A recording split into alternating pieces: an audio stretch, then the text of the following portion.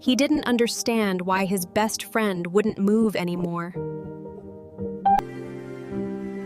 To him, it wasn't broken, just sleeping.